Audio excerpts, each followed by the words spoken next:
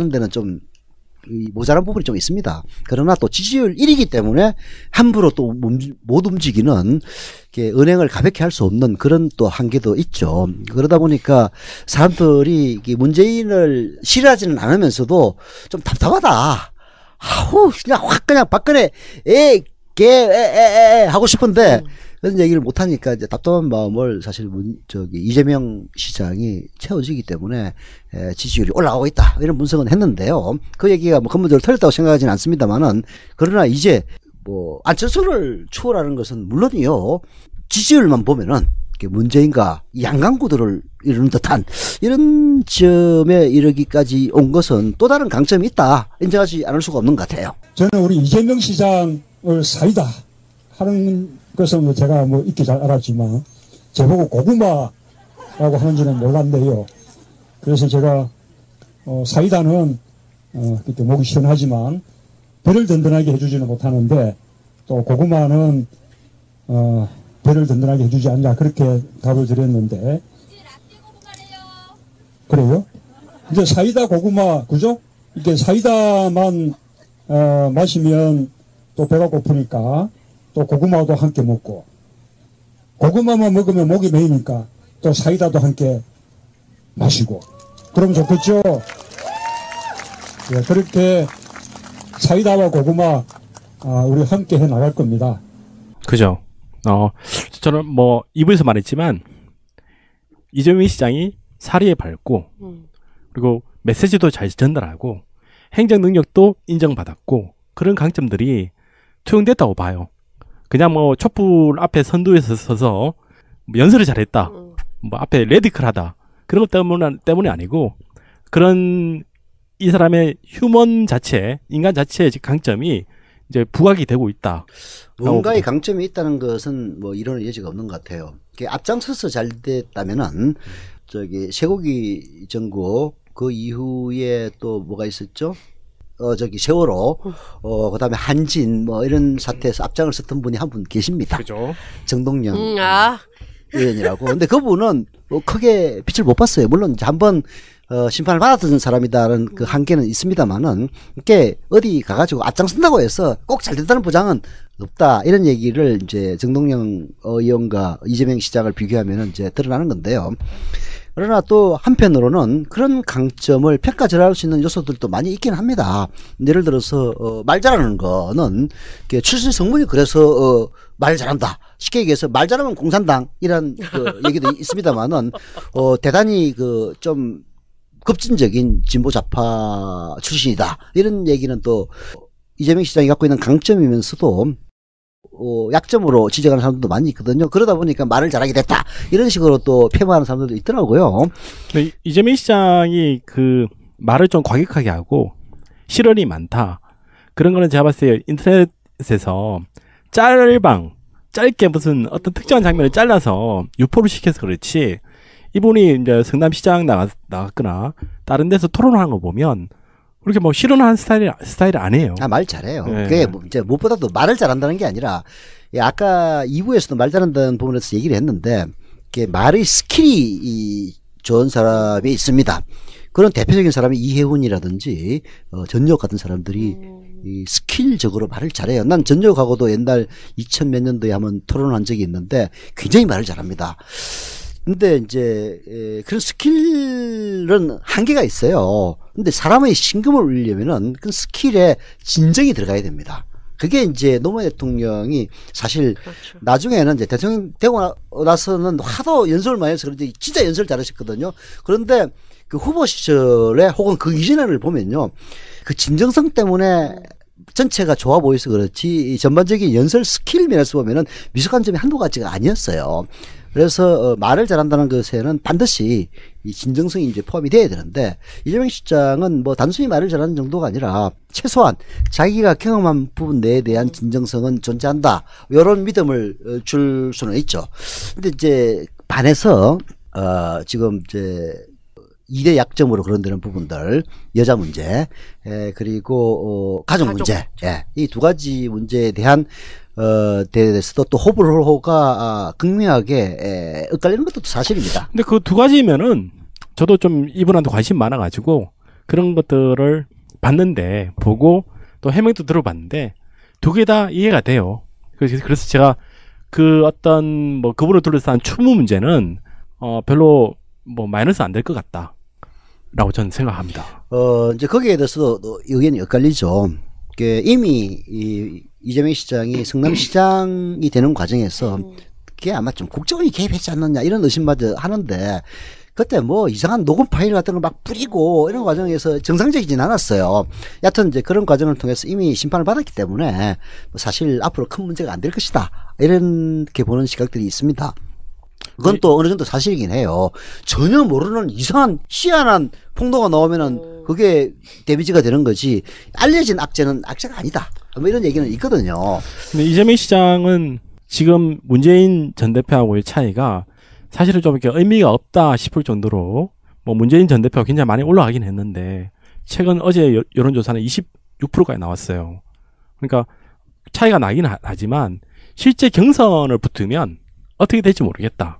그리고 문재인에게도 좋고 이재명에게도 좋은 겁니다. 그죠. 그리고 이재명 시장의 그 그룹은 경선 전문가들이 워낙 많기 때문에 실제로 붙으면 어떻게 될지 모르겠다. 옛날 정동영 의원이 이 대통합 민주신당에서 후보가 될 때 그때 적극적으로 플레이를 했던 사람들이 상당수 이재명 시장의 희화로 들어갔다 이런 이야기가 있는데 뭐 제가 확인한 바는 아닙니다. 근데 여하튼 그런 경선에 스킬이 있는 사람들이 대거 이재명 진영에 합류했다는 이야기가 가능성은 있죠. 왜냐면은 이제 어느 정도 안목이 있는 사람들 입장에서 보면은 사실 이런 전국을 지나서가 아니라 사실 문재인 전 대표와 실질적으로 겨룰 수 있는 경쟁력을 가진 사람은 이재명밖에 없다. 이런 판단을 할 수가 있는 거니까. 그렇죠. 그리고 뭐 국민의 마음속에 가령 다음 주에 탄핵이 또 기각되거나 탄핵이 부결되거나 뭐 그 부결되는 상황이 계속 이어지면 저는 이재명 시장이 더 뜨고 문재인 전 대표에 대해서 그 책임을 묻는 그런 민심이 있을 거라고 생각해요. 그러면서 서로 또 이렇게 반등을 하고 한쪽을 좀 내려오고. 그게 이제 결국은 과거 2002년 전국에서 갑자기 월드컵이 초미의 관심사로 등장하면서 노무현 지지도가 떨어지고 정두원이가 아니고 정몽준이 지지도 올라갔던 거하고 이제 비슷한 건데요. 근데 그때 그게 결국은 노무현에게서 떨어져 나가는 지지가 정몽준으로 갔기에 망정이지 이해창만 들어갔으면은 선거는 이길 수가 없었죠. 마찬가지로 이런 전국에서 문재인에 대해 지지가 빠져가지고 그게 뭐 반기문이 한다든지 하면 이제 안 좋은데 든든한 유위 그룹이 있을 때의 장점은 이제 과거에는 그걸 박원순 전 시장이 현 시장이 참 그 역할을 했어요. 문재인이 떨어지면 박원순이 올라가고 문재인이 올라가면 박원순이 떨어지는 이런 이제 관계가 있었거든. 이쪽은 이제 뭐라고 해야 되나 뭐 대체제인가 경쟁자가 잘 모르겠다. 하여튼 경제 문제는 제끼고 그런 관계였는데 그 역할을 이제 이재명 시장이 하고 있는 거죠. 그래서 이거는 뭐 물론 이제 당장 지지도가 문재인의 지지도가 좀 떨어져 나가야 이제 이재명이 올라가는 이런 측면도 있기 때문에 서로 좀 불편한 것일 수는 있는데 대국적인 게 이제 보면은 서로의 지지율을 지켜주는 그런 결과를 초래하기 때문에 좋은 거죠. 한마디로 얘기하면 나쁜 거 절대 아닙니다. 그러니까 민주당은 창당 이래 가장 좀 안정적인 상황으로 지금 가고 있는데 그래도 지뢰밭은 있죠. 저는 그 중에 하나가 이재명 시장이 굉장히 높은 지지를 받고 있는데 비해 원내에 자신을 지지하는 의원이 없다는 거는 저는 나름 위험하다고 생각해요. 그건 이제 위험하다기보다는 이재명의 한계라고 봐야 되겠죠. 그러니까 당연히 지금 이재명 입장에서는 뭐 자신의 개파 없으니까 근데 국민의 지지는 높고 근데 이런 게 당내에서 이제 갈등의 소지가 돼가지고 서로 막 불불 끓으면 이재명 시장 입장에서는 후보 입장에서는 억울하겠죠. 나 도와주는 의원이 없어서 내가 이렇게 당하고 있는 거 아니야? 라는 생각을 가질 수 있죠. 근데 이제 그렇게 나쁘게만 볼 거는 전혀 없어요. 이제 이런 사례가 과거에 없었느냐 하면 있습니다. 노무현 대통령이 이제 처음 그때 민주당의 고문이었을 때 대선 출마 선언을 합니다. 다 웃었어요. 제가 이제 고문할 때 몇 번 만나가지고 노 대통령의 생각을 들어본 적이 있기 때문에 그 부분은 제가 생생하게 기억을 하죠. 사실 그때는 정동영 천정배 신기남도 없었던 시절입니다. 천정배 있었죠. 아니 그때는 그 고문 시절에는 고문이에요? 그 저기 물론 이제 어느 정도 교통은 있었지만은 노무현의 사람이라고 볼 수는 없었던 시절이 아무도 없었던 시절이에요. 그런 시절을 겪었기 때문에 사실 이제 당내 지지 기반이 없는 것은 그때 노무현이나 지금 이재명이나 똑같습니다. 근데 그때 노무현과 지금 이재명의 차이점은 뭐냐면은 그때 노무현은 당내 지지 기반이 없었던 건 물론이고 당내 주류세력과 더 척을 지는 관계에 있었어요. 왜냐하면은 지지 기반이 달라도 너무 다른 거야. 그때 당시 민주당의 주요 지지는 말하자면은 그 지역 보수였거든요. 호남 보수였다고 저쪽은 영남 보수였고 이런 상황이니까 노무현 대통령의 계획적인 색채와 전혀 안 맞는 거야. 그러다 보니까 의원들이 사실 그때 천신정이 합류한 것만 해도 기적에 가까운 일이었거든요. 그래서 노무현 대통령은 당내 지지감이 없어가지고 굉장히 어려움을 많이 겪었습니다. 근데 지금은 지금 물론 이제 친문 패권주의란 그런 비아냥이 나올 정도로 지난 그 총선에서 문재인 사람들이라고 생각되는 사람들이 대거 당선된 건 사실이죠. 그것도 따지고 보면은 사람들이 괜찮아서 된 건데 결과를 놓고 와가지고 이제 박근혜가 그 짓을 하니까 문재인도 그랬을 것이다 라는 이제 측면에서 친문하는데 문제는 그 사람들이 문재인 의원을 지지는 하지만은 예를 들어서 이재명이 앞서 나간다면은 그렇다고 척을 질 사람들은 전혀 아니죠. 이런 거는 굉장히 큰 차이입니다. 그래서 지금 당장 지지도를 확산시키고 내가 집권했을 때 당도 이렇게 나를 따라줄 것이다 이런 걸 보여주는 거하고 안 보여주는 거하고 큰 차이가 있기 때문에 이재명의 지지도를 한 단계 더 끌어올리는 데는 큰 약점이에요. 자기를 따르는 사람 국회의원이 없다는 건. 반면에 이제 문재인 전 대표 같은 경우는 큰 강점이죠. 봐라, 내가 집권하면은 다 내 사람들이야. 그게 전혀 문제 없이 당정을 이끌어갈 수가 있어. 왜냐하면 당정이 삐걱거려가지고 학을 뜬 사람들이 노무현 지지자들이거든요. 그래서 그런 이제 약점 장단점으로 그런 될 수 있지만 그게 이재명이 맞이하고 있는 과거 노무현이 맞이했던 그런 정도의 어려움은 아니다 이렇게 볼 수는 있죠. 아니 이재명 시장이 만약에 경선에서 이기면 사실 노무현 코스프레라고 하면 좀 그렇지만 어쨌든 그런 상황에 몰릴 것이다 라는 예측을 할 수 있어요. 그때와 상황이 다르긴 하지만 오히려 그때는 노무현 후보는 당의 주류로부터는 배척받았지만 당의 밑둥 청년 당원들한테는 상당히 인기 있는 그리고 애정이 있었던 당에 대해서도 애정이 있었던 그런 분이고 이재명 시장은 좀 약간 당과는 약간 색깔이 좀 다르죠. 그래서 그런 면이 앞으로 어떤 리스크가 되겠다. 근데 이제 이재명 시장 쪽의 그룹에 경선에 뛰어난 선수들이 있다 이 표현은 정말 대단한 선수들이에요. 경선이라는 게 룰에 따라 어떻게 적용되냐에 따라 결과가 달라지는데 그때 그 이재명 시장 같이 하고 있는 그룹은 아주 뛰어난 선수들이다. 근데 그분들의 능력이 발휘되기가 좀 어려운 게 이번 경선은 아직 룰은 확정이 안 됐지만 거의 안심번호제 갈 거예요. 안심번호제가 아직은 어떤 문제가 있는지는 파악이 안 돼요.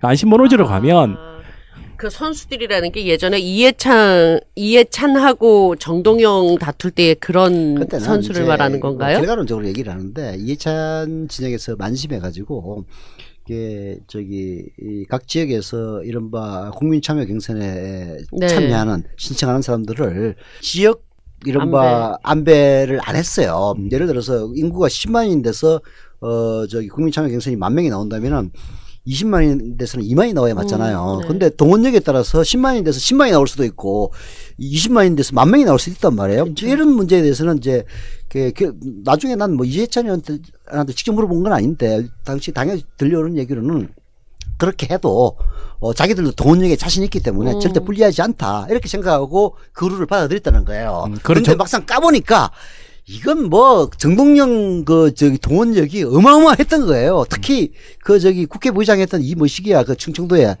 그 양반이 동원한 거는 진짜 상상을 절할 정도였거든요. 좀 엽기적이었죠.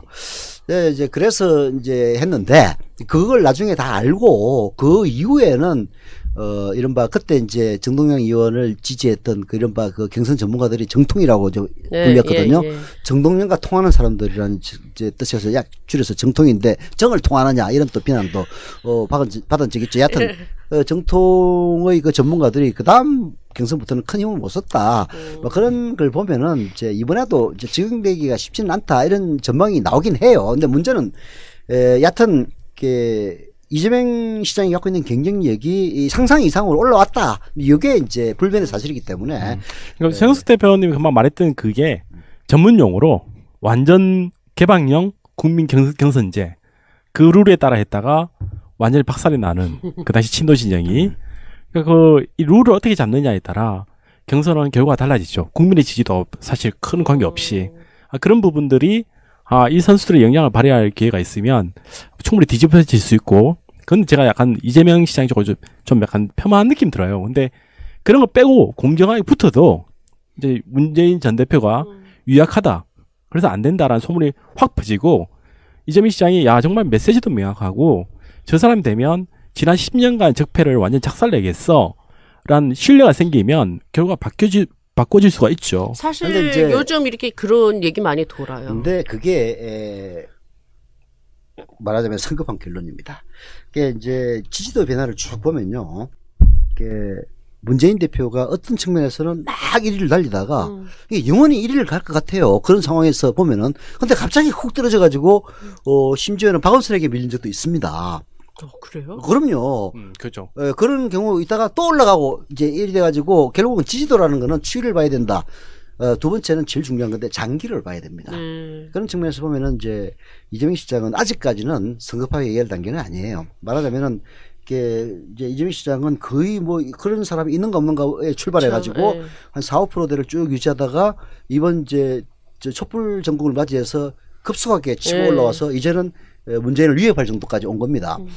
그래서 앞으로 이것이 계속될지는 조금 더 지켜봐야 되기 때문에 지금 이제 현 상태를 놓고 이재명 시장의 앞날에 대해서 너무 과도하게 평가할 필요는 전혀 없다고 생각해요. 잘 되든 못 되든. 이거는 이제 우리 유권자 입장에서는 즐겁게 보면 되는 겁니다. 아니 두 사람은 합이 올라갈수록 좋지 나쁠 건 전혀 없어요. 예를 들어서 심지어는 노무현과 정몽준도 합이 올라가니까 결국 이겼는데 그건 서로 극과 극으로 다른 사람이란 말이에요. 근데 이재명하고 문재인은 극과 극으로 다른 사람이라고 볼 수는 없거든. 성향과 취향의 차이는 있지만은 뭐 결과적으로는 크게 보면은 큰 틀에서는 비슷하다고 봐야 되는데 이런 두 사람이 잘 나가면은 우리 입장에서는 즐겁게 봐야 될 일이지 이걸 가지고 너무 한 사람에게 과도한 평가를 해가지고 서로 뭐 유시민 전 장관이 그랬다고 이게 이제 싸우지 마라 라는 얘기가 바로 이런 데서 적용된다고 봅니다. 그래서 너무 과도하게 좋아할 필요도 없고 너무 과도하게 비관할 필요도 없는 그런 상황이기 때문에 아마 지금이야말로 아까 뭐 민주당이 굉장히 안정됐다고 그랬는데 사실 민주당이 안정될 수밖에 없는 게 후보자들 보세요. 다 괜찮은 사람들이에요. 심지어는 매우 낮다고 평가받고 있는 안희정도 괜찮은 사람이야. 누구라도 평가를 하거든요. 그럼 누가 엎어지면 누가 올라오고 이게 딱 구조가 짜여 있는 거야. 그러니까 당이 크게 주자가 바뀐다고 해서 흔들리는 거는 과거 민주당에서 아주 지겹도록 경험해 봤잖아요. 지금은 누가 바뀌어도 사실은 비슷한 이제 그런 행세가 더 큰 영향을 주고 있다고 봐야 되겠죠.